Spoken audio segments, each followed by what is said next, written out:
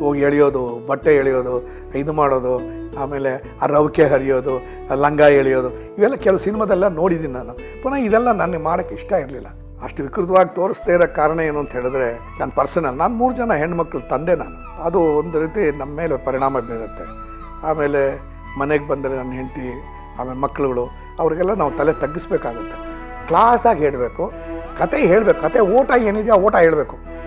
So ಏನಂತ ಹೇಳಿದ್ರೆ ಭಾಳ ಚೆನ್ನಾಗಿದೆ.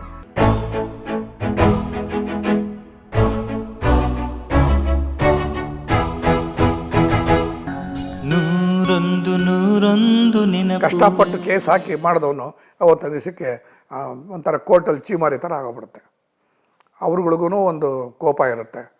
ಸೊ ಇದು ಕೋಪ ಹಂಗೇನೆ ಇದ್ದಾಗಿ ವಿಲನ್ಗಳೆಲ್ಲನೂ ದೊಡ್ಡ ತರಲೆ ಮಾಡಿ ಅಷ್ಟರಲ್ಲಿ ಕತೆ ಒಂದಿಷ್ಟು ಓಡಿರುತ್ತೆ. ಇವ್ರಿಗೆ ಡೆಲಿವರಿ ಆಗುತ್ತೆ. ಈಗ ಯಾವಾಗ ಇದು ಕೋರ್ಟಲ್ಲಿ ಕೇಸ್ ಆಗ್ತಿರೋ ಟೈಮಲ್ಲೇ ಹೆಂಡತಿ ಡೆಲಿವರಿಗೆ ಹೋಗಿರ್ತಾಳೆ, ಅವ್ನ ಆಸ್ಪತ್ರೆಯಲ್ಲಿ ಇರ್ತಾಳೆ, ಅಷ್ಟರಲ್ಲಿ ಕೋರ್ಟ್ಗೆ ಹೋಗಬೇಕಾಗತ್ತೆ. ಇವೆಲ್ಲ ಚೆನ್ನಾಗಿದೆ. ಗಡಿಬಿಡಿ ಇದು. ಈ ಗಡಿಬಿಡಿಯಲ್ಲಿ ಹೆಂಡತಿನ ವಾರ್ಡಲ್ಲಿ ಬಿಟ್ಬಿಟ್ಟಿದ್ದಾನೆ, ಅವ್ನು ಕೋರ್ಟ್ಗೆ ಬರ್ತಾನೆ. ಆ ಕೋರ್ಟ್ ಕರೆಕ್ಟ್ ಟೈಮಿಗೆ ಬರ್ತಾನೆ. ಅದು ಆರ್ಗ್ಯುಮೆಂಟು ಅಲ್ಲಿ ಇವನು ಸೋತೋಗ್ಬಿಡೋದು. ಪುನಃ ಹೊರಗಡೆ ಬರ್ತಾ ಇಷ್ಟೇ ಜೈಕಾರ ಈ ಪಂಚಪಾಂಡವರಿಗೆ. ಸೊ ಇದರಲ್ಲಿ ಯಾವಾಗ ಇದ್ರಲ್ಲಿ ಸೋತು ಬಿಡ್ತಾನೆ ಇಲ್ಲಿ ನಮ್ಮ ನಾಯಕ.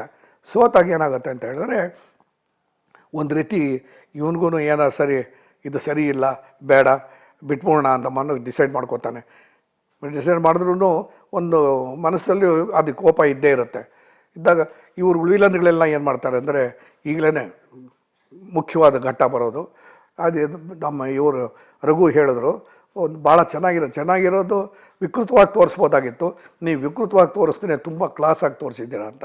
ಬಹುಶಃ ಅಷ್ಟು ವಿಕೃತವಾಗಿ ತೋರಿಸ್ದೇ ಇರೋ ಕಾರಣ ಏನು ಅಂತ ಹೇಳಿದ್ರೆ, ನಾನು ಬಹುಶಃ ನನ್ನ ಪರ್ಸನಲ್, ನಾನು 3 ಜನ ಹೆಣ್ಮಕ್ಳು ತಂದೆ ನಾನು. ಸೊ ಅದು ಒಂದು ರೀತಿ ನಮ್ಮ ಮೇಲೆ ಪರಿಣಾಮ ಬೀರುತ್ತೆ. ಆಮೇಲೆ ಮನೆಗೆ ಬಂದರೆ ನನ್ನ ಹೆಂಡತಿ, ಆಮೇಲೆ ಮಕ್ಕಳುಗಳು, ಅವ್ರಿಗೆಲ್ಲ ನಾವು ತಲೆ ತಗ್ಗಿಸ್ಬೇಕಾಗತ್ತೆ. ಅದಕ್ಕೋಸ್ಕರ ನಾನು ಇನ್ನೊಂದೇನು ಅಂತ ಹೇಳಿದ್ರೆ, ಇದು ಆಭಾಸವಾಗಿರುತ್ತೆ. ಹೋಗಿ ಎಳೆಯೋದು, ಬಟ್ಟೆ ಎಳೆಯೋದು, ಇದು ಮಾಡೋದು, ಆಮೇಲೆ ಆ ರವಿಕೆ ಹರಿಯೋದು, ಲಂಗ ಎಳೆಯೋದು, ಇವೆಲ್ಲ ಕೆಲವು ಸಿನಿಮಾದೆಲ್ಲ ನೋಡಿದ್ದೀನಿ ನಾನು. ಪುನಃ ಇದೆಲ್ಲ ನನಗೆ ಮಾಡೋಕ್ಕೆ ಇಷ್ಟ ಇರಲಿಲ್ಲ. ಕ್ಲಾಸಾಗಿ ಹೇಳಬೇಕು, ಕತೆ ಹೇಳಬೇಕು, ಕತೆ ಓಟ ಏನಿದೆಯೋ ಆ ಓಟ ಹೇಳಬೇಕು.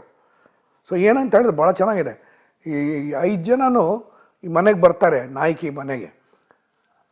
ಮನೆಗೆ ಬಂದಾಗ ಅವಳು ಎಲ್ಲ ತಂದೆ ಫ್ರೆಂಡ್ಸ್ ಆಗಿದ್ದರಿಂದ ಅಂಕಲ್ ಅಂತಾನೆ ಎಲ್ಲರೂ ಮಾತಾಡಿಸಿದ್ರೆ, ಅಲ್ಲಿ ಏನು ಮಾಡ್ತಾರೆ ಅಂದರೆ, ನಾವು ಬಂದಿದ್ದೆ ಬೇರೆ ಅಮ್ಮ, ಇದು ಎಲ್ಲ ಈ ಥರ ಆಗಿದೆ, ಇನ್ನು ನಾವು ನಿನ್ನ ಇದು ಬಲಾತ್ಕಾರ ಮಾಡೋಕ್ಕೇ ಬಂದಿದ್ದೀವಿ, ನಿನ್ನ ರೇಪ್ ಮಾಡೋಕ್ಕೇ ಬಂದಿದ್ದೀವಿ ಅನ್ನೋ ಥರದಲ್ಲೇ ಹೇಳ್ತಾರೆ. ಹೇಳಿದಾಗ ಕೈ ಹಿಡ್ಕೋತಾರೆ.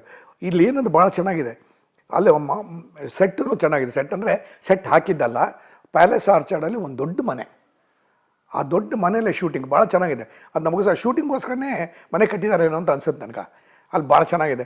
ಮಧ್ಯ ಈ ಥರ ಪಾರ್ಟಿಷನ್ಗಳು, ಆ ಪಾರ್ಟಿಷನ್ಗಳಲ್ಲಿ ಹೆಂಗೆ ಒಂದು ದೃಶ್ಯದಲ್ಲಿ ಚೆನ್ನಾಗಿದೆ.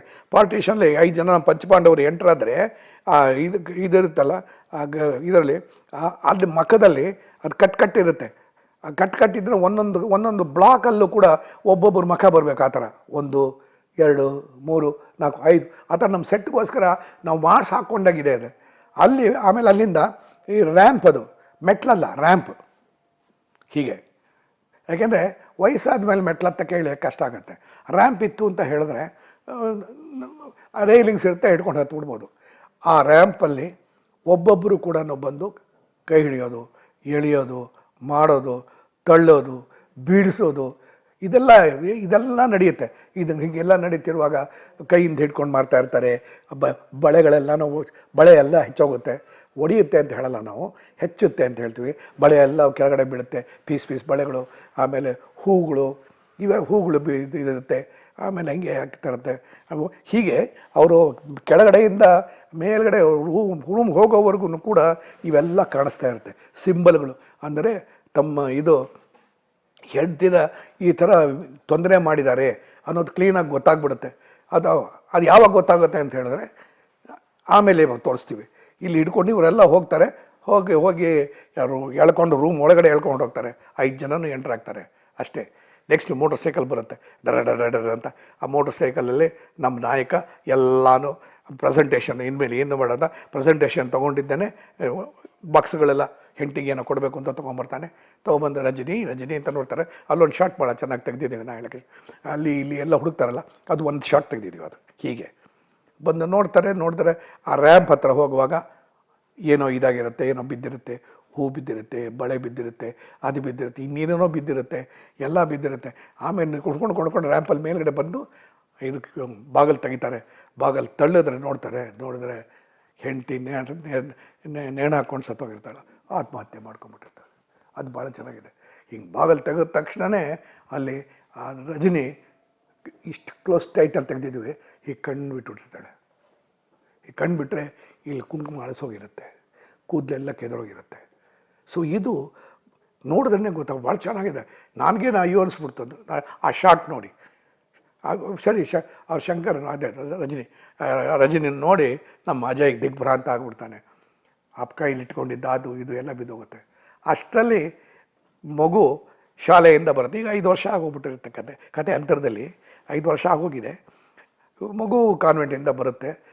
ಬರ್ತಿದ್ದ ಮಮ್ಮಿ ಬಂದು ಅದು ಮೇಲ್ಗಡೆ ಬಂದು ಎಲ್ಲಿ ನೋಡ್ಬಿಡುತ್ತೋ ಅಂತ ಬಂದಿದ್ದಾನೆ. ಮಗು ನೋಡದೇ ಇದ್ದಂಗೆ ಅಪ್ಪ ಕಣ್ಣು ಮುಚ್ಚಿದ್ದಾನೆ, ಮಗು ಕಣ್ಣು ಮುಖ ಮುಚ್ಚಿಬಿಟ್ಟಿದ್ದಾನೆ.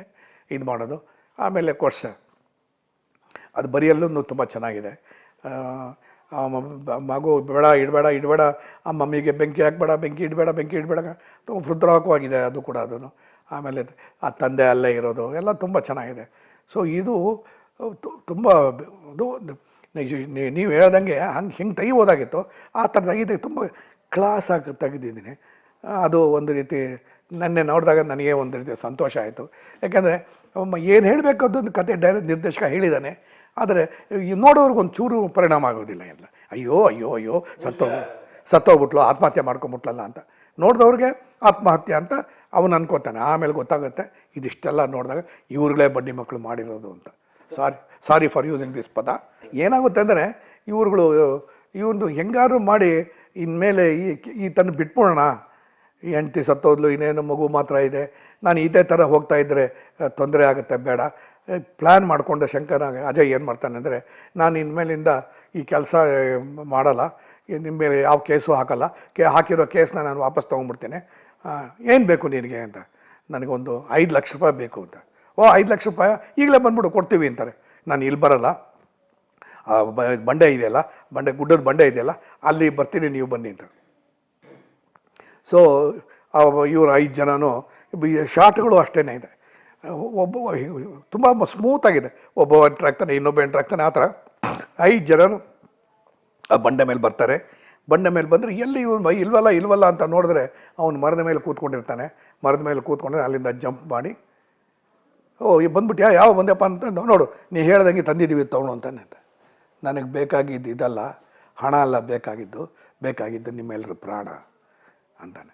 ಸೊ ಅಲ್ಲಿ ಆ ಹೊಡೆದಾಟದಲ್ಲಿ ಇವರು 5 ಜನ ಅಲ್ಲದೇ ಕೆಲವು ರೌಡಿಗಳೆಲ್ಲ ಇವ್ರ ಕಡೆಯವರು ಇರ್ತಾರೆ. ಎಲ್ಲ ಸೇರ್ಕೊಂಡು ದೊಡ್ಡ ಹೊಡೆದಾಟ ಆದಾಗ ಇವ್ರುಗಳೆಲ್ಲ ಏನು ಅಂತ ಹೇಳಿದ್ರೆ, ಯಾವಾಗ ಹೊಡೆದಾಟ ವಿಪರೀತಕ್ಕೆ ಹೋಗುತ್ತೋ ಅವರು ಬೇರೆ ವಿಧಿಯಿಲ್ಲ ತಪ್ಪಿಸ್ಕೊಳ್ಳೋಕ್ಕೋಸ್ಕರ ಏನು ಮಾಡ್ತಂದರೆ, ಕೈಯಲ್ಲಿ ಯಾವಾಗಲೂ ರಾಡ್ ಇರುತ್ತೆ, ಅದು ಇಲ್ಲಿ ಇರುತ್ತೆ, ಹಿಂಗಂದರೆ ರಾಡ್ ಮುಂದೆ ಬರುತ್ತೆ, ಅಲ್ಲೊಂದು ಬಟನ್ ಇರುತ್ತೆ, ಆ ಬಟನ್ ಒಪ್ಪಿದ್ರೆ ಆ ರಾಡಲ್ಲಿ ಮುಂದ್ಗಡೆ ಒಂದು ಚಾಕು ಥರ ಬರುತ್ತೆ. ಸೊ ಇದು 5 ಜನಕ್ಕೂ ಇದೆ. ಯಾವಾಗ ಹೊಡಿಬೇಕು ಅಂದ ತಕ್ಷಣ ಝರಕ್ ಅಂತ ಮ್ಯೂಸಿಕಲ್ ಬರುತ್ತೆ. ಎಸ್ ಅದು. ಸೊ ರೌಡಿಗಳದೆಲ್ಲ ಆದಮೇಲೆ ಇವ್ರುಗಳು ಬರ್ತಾರೆ, ಪಂಚಪಾಂಡವರು. ಇವ್ರು ಬಂದು 5 ಜನ ಬಡದಾಡ್ತಲ್ಲಿ ಏನು ಮಾಡ್ತಾರೆ, ಶಂಕರ್ನಾಗ ಎದ್ವಾ ಹೊಡೆದ್ಬಿಡ್ತಾರೆ. ಅಜಯ್ಗೆ ಹೊಡೆದು ಬಿಟ್ಟಿದ್ದೇನೆ ಏನು ಮಾಡ್ತಾರೆ ಅಂದರೆ, ಇದು ಕೆಳಗಡೆ ಬಿದ್ದರೆ ಆ್ಯಸಿಡ್ ಇರುತ್ತೆ, ಆ್ಯಸಿಡ್ ತೆಗೆದಿದ್ದಾನೆ ಎರಚುತ್ತಾರೆ ಮುಖಕ್ಕೆ. ಅಂತ ಕಿರ್ತಾರೆ ಅವರು. ಕಿರ್ಚದೆ ಇಷ್ಟೇ ಸಾಲದಿಲ್ಲ, ಇವನು ಇನ್ನೂ ಬದುಕಿರಬೇಕು, ಅದಕ್ಕೆ ನಾವು ಮೊದಲೇ ಮಾಡಿದಂಗೆ ಅದೆಲ್ಲ ಬೇಡ ಇರಿ ಅಂತ ಹೇಳಿದ್ದೇನೆ. ಈಗ ಕೈಲಿ ತಾನೇ ಇವನು ಹೊಡೆದಾಟ ಮಾಡ್ತಾನೆ, ಇವನು ಕೈಗೇನೆ ತೊಂದರೆ ಮಾಡಬೇಕು ಅಂತ ಹೇಳಿದ್ದಾನೆ. ನಮ್ಮ ಧರ್ಮರತ್ನಾಕರ ಬಂದಿದ್ದಾನೆ, ಕಾಲನ್ನ ಇಟ್ಟು ಆ ಕೈ ಮೇಲೆ ಅವನ ಆ ಕೈಗೆ ಕಾಲನ್ನ ಇಟ್ಟು ಅದನ್ನು ಎಲ್ಲನೂ ಅಮ್ಕಿ ಗಿಮ್ಕಿ ಎಲ್ಲ ಮಾಡ್ತಾನೆ. ಅವನು ಇನ್ನೂ ಅಮುಕ್ತ ಮಾಡ್ತಾನೆ ಇರ್ತಾನೆ. ಅಷ್ಟರಲ್ಲಿ ಒಂದು ಟ್ಯಾಕ್ಸಿ ಬರುತ್ತೆ. ಆ ಟ್ಯಾಕ್ಸಿಲಿ ಬಂದರೆ ಆ ಟ್ಯಾಕ್ಸಿಲಿ ಒಬ್ಬ ಜವಾನ್ ಬರ್ತಾನೆ, ಏನು ಸೋಲ್ಜರ್ ಡ್ರೆಸ್ ಹಾಕ್ಕೊಂಡಿರೋ ಚರಣ್ ರಾಜ್ ಬರ್ತಾರೆ. ಅವ್ರು ಬಂದು ನೋಡ್ತಾರೆ, ಇಲ್ಲಿ ಇವ್ನಿಗೆ ಸಾಯಿಸ್ತಾ ಇರ್ತಾರಲ್ಲ, ಅಲ್ಲಿ ಬಂದು ಫೈಟಿಂಗ್ ಎಲ್ಲ ಮಾಡಿ ಅವ್ರು ಫೈಟ್ ಮಾಡಿ ಇವ್ನು ಸೇವ್ ಮಾಡಿ ಆಸ್ಪತ್ರೆಗೆ ಸೇರಿಸಿ ಇವನು ಟ್ರೀಟ್ಮೆಂಟ್ ಕೊಡಿಸಿ, ಟ್ರೀಟ್ಮೆಂಟಲ್ಲಿ ಏನಾಗುತ್ತೆ ಅಂದರೆ ಡಾಕ್ಟ್ರ್ ಹೇಳ್ತಾರೆ ಬೇರೆ ವಿಧಿನೇ ಇಲ್ಲ, ಈ ಕೈನ ನಾವು ಬೇರೆ ಆ್ಯಂಪಿಟ್ ಮಾಡಲೇಬೇಕು, ಕತ್ತರಿಸಲೇಬೇಕು ಅಂತ. ಸೊ ಬೇರೆ ವಿಧಿನೇ ಇಲ್ಲ, ಕೈನ ಕತ್ತರಿಸ್ತಾರೆ. ಕೈನ ಕತ್ತರಿಸಿದ್ರೆ ಒಂದು ಮೊಂಡು ಕೈ ಆಗೋಗ್ಬಿಡುತ್ತೆ. ಪೆದ್ದಾಗಿ ಎದ್ದಲ್ಲಿ ಒಂದು ನಮ್ಮ ನಾಯಕರು ಅದೇ ದ್ವಾರಕೀಶ್ ಅವರು ಕರಡಿ ಜೊತೆ ಫೈಟಿಂಗ್ ಮಾಡಬೇಕಾಗತ್ತೆ. ಅದೇ ಥರ 3 ಜನ್ಮದಲ್ಲಿ ಒಂದು ಅಂಬರೀಷ್ ಜೊತೆ ಕರಡಿ ಫೈಟ್ ಮಾಡಬೇಕಾಗತ್ತೆ. ಸೊ ಈ ಥರ ಸನ್ನಿವೇಶದೆಲ್ಲ ನಾವುಗಳು ಧೈರ್ಯವಾಗಿರಬೇಕು.